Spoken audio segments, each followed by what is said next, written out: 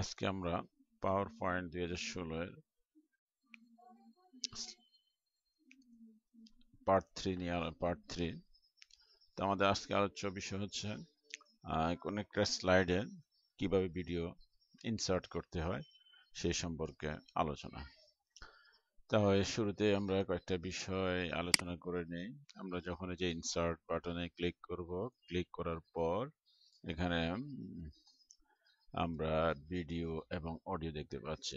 এই ভিডিও এবং অডিও এখান থেকে দিলেও আমাদের ভিডিও স্লাইডে শো হবে, দেখা যাবে। তবে সমস্যা হচ্ছে যখনই আমরা অন্য কোনো কম্পিউটারে এই কন্টেন্টটা চালাবো বা পাওয়ার পয়েন্টের মাধ্যমে কন্টেন্টটা চালাবো, তখন সমস্যা হবে যদি ওই কম্পিউটারে আমার ভিডিওটা আগে থেকে কোনো ড্রাইভে সেভ অবস্থা না থাকে বা পেন ড্রাইভের মাধ্যমে আমরা ওই কম্পিউটারে ওই ভিডিওটা না নেই, তখন স্লাইড শোতে ভিডিওটা দেখা যাবে না। তো এই জন্য আমাদেরকে ভিডিও এবং অডিও এখান থেকে আমরা ইনসার্ট না করে এই অবজেক্ট থেকে ইনসার্ট করব। তাহলে অবজেক্টকে ক্লিক করলে এরকম একটা বক্স আসবে। তো এখান থেকে ক্রিয়েট নিউ না, এই যে ক্রিয়েট ফ্রম ফাইল, এখানে একটা ফাঁকা জায়গা আছে। ব্রাউজ করলে আমার ওই ভিডিওটা কোথায় আছে সেখান থেকে সিলেক্ট করলে চলে আসবে। ডিতে ফিজিক্স কন্টেন্ট ভিডিও, এখান থেকে আমরা যে ওয়েব, আমার সংশ্লিষ্ট ইয়ে ছিল ওয়েব, এখানে আমি একটা সুনামে একটা ভিডিও এটাকে ইনসার্ট করে দেব। এরপর সিলেক্ট করে ওকে, ঠিক আছে। সিলেক্ট করে যখন ওকেতে যাব, আমার চলে আসলো ভিডিওর ইউআরএলটা চলে আসলো এখানে। এরপরে ডিসপ্লে অ্যাজ আইকন, আমি তাকে আইকন হিসেবে দেখতে চাই। তো ডিসপ্লে অ্যাজ আইকনে যখন দেই তখন এই ফরম্যাটে এই আইকন আমার স্লাইডে দেখা যাবে। তো এরপর আমরা এখানে যখন ওকে দেব, সেই ইয়েটা চলে আসলো। এটাকে আমরা একটু বড় করে আমাদের দেখার সুবিধার্থে বড় করে এবং প্লেস যেখানে রাখবো, অর্থাৎ আমার স্লাইডে কোন জায়গায় ভিডিওটা থাকবে সেটা আমরা বসাবো। এখন দেখেন, প্রথমে আমি যে কথাটা বললাম ভিডিও এবং অডিও, এবার করলে কিন্তু আসলে আমাদের আর কোনো কাজ নাই, এখান থেকে করলে সরাসরি আমার স্লাইডে প্রদর্শন হবে। কিন্তু আমি যে পদ্ধতির কথা বললাম সেটা এই কম্পিউটার প্লাস আদার্স কম্পিউটারের জন্য এই অবজেক্টের মাধ্যমে যখন আমরা ভিডিও ইনসার্ট করব, তখন সকল কম্পিউটার আমার এই ভিডিওটা চলবে। যদিও ওই কম্পিউটার আমার এই ভিডিওটা কোনো কপি না থাকে, তারপরও আমার স্লাইড শোতে দিলে এই ভিডিওটা চলবে, কিন্তু এই দুই পদ্ধতিতে চলবে না। তো এখন আমরা দেখি আসল চলে কিনা। স্লাইড শোতে গেলাম, ক্লিক করলাম, কোনো কিছু দেখা যাচ্ছে না, কেমন? তাহলে আমরা স্লাইড শো থেকে বেরিয়ে আসি। এরপরে আমরা এখন আমাদের যে কাজ, এটাকে চলার উপযোগী করে নিতে হবে। এখনো কিন্তু চলার উপযোগী হয় নাই ভিডিওটা।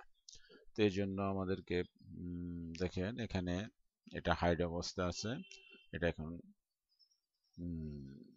এই অন্য লেখাগুলো যেভাবে দেখা যাচ্ছে, এটা কিন্তু একটা আবছা দেখা যাচ্ছে। তো একে যখন ইয়েতে আনতে হবে, মানে কাজের উপযোগী করে আনতে হবে, তখন আমরা আগে এই ভিডিও ফাইলকে আমরা সিলেক্ট করব। দেখেন ভিডিও ফাইল সিলেক্ট করার সাথে সাথে কিন্তু এটা উজ্জ্বল হয়ে গেছে, অর্থাৎ হাইড থেকে ওপেন হয়ে গেল। তো এখন আমরা একে যদি ক্লিক করলে দেখা যাচ্ছে মাউস ক্লিক, মাউস ওভার। তো আমাদের মাউস ক্লিক অপশনটা দেখে আমরা অ্যাকশন অন ক্লিক, অর্থাৎ ক্লিক করলে আমার এই অ্যাকশন গুলো হবে। এখন কিন্তু নান অবস্থায় আছে, অর্থাৎ ক্লিক করলে কিছুই হচ্ছে না।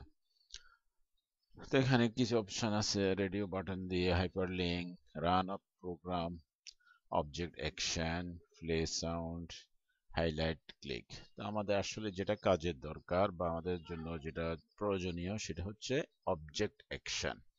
এই রেডিও বাটনটাকে আমরা ক্লিক করব, মানে সিলেক্ট করে দেব। সিলেক্ট করে দিয়ে ওকে দেব।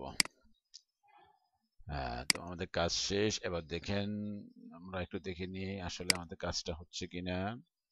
আমাদের এখানে দেখা যাচ্ছে যে মাউসটাকে বা মাউস পয়েন্টারটা হচ্ছে একটা অ্যারো বা তীরের মতো, কিন্তু যখনই আমরা ভিডিও ফাইলে কাছাকাছি আনবো তখন সে হাতে পরিণত হবে। অর্থাৎ আমার রেঞ্জ, ভিডিও ফাইলের রেঞ্জ যেখান থেকে শুরু সেখানে এটা হাতে পরিণত হবে। হাতে আসলে আমরা যখন ক্লিক করব ভিডিওটা চলা শুরু হবে। তো দেখে নেওয়া যাক আসলে ভিডিওটা চলে কিনা। ক্লিক করলাম, একটা ডায়লগ বক্স আসলো, ওপেন।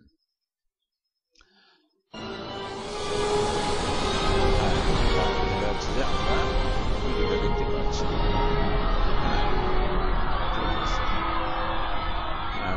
দেখা যাক আমরা এখন পর্যন্ত ভিডিও। হ্যাঁ, তো ভিউয়ার্স, তবে আমার ভিডিওটা চেক করে নিলাম। অ্যানিমেশন অর্থাৎ স্লাইড শোতে আমার ভিডিওটা প্রদর্শিত হচ্ছে। এইভাবে যদি আমি আমার এই স্লাইডটা বা এই কন্টেন্টটা অন্য ল্যাপটপ অথবা কম্পিউটার যেখানে নেই না কেন আমার এই ভিডিওটা চলবে। যদিও তার কাছে আমার মূল ভিডিওটা নাও থাকে তারপরও চলবে, কিন্তু এই দুই পদ্ধতিতে ভিডিওটা চলবে না। আমার কম্পিউটারে চলবে, বাট যেখানে আমার মূল ভিডিওটা নাই, যে সমস্ত কম্পিউটার, সেখানে এই ইনসার্টকৃত ভিডিওটা চলবে না। দেখাবে সব, কিন্তু ভিতরে তার মূল যে মাস্টার ফাইল যেটা সেটা না থাকার কারণে এই দুই পদ্ধতিতে করলে চলবে না। এখন তার চেয়ে আমরা সব সময় একটা জিনিস খেয়াল রাখবো, সকল কম্পিউটারের জন্য অবজেক্ট দিয়ে ইনসার্ট করলেই সঠিকভাবে সেটা কাজ করবে। তো আমার আজকের টিউটোরিয়ালে যেটা মূল উদ্দেশ্য ছিল যে একটা স্লাইডে কিভাবে ভিডিও ইনসার্ট করব এবং স্লাইড শোতে সেটা প্রদর্শিত হবে, এটার উপর আলোচনা করা। তো আজকে আমরা এ পর্যন্তই।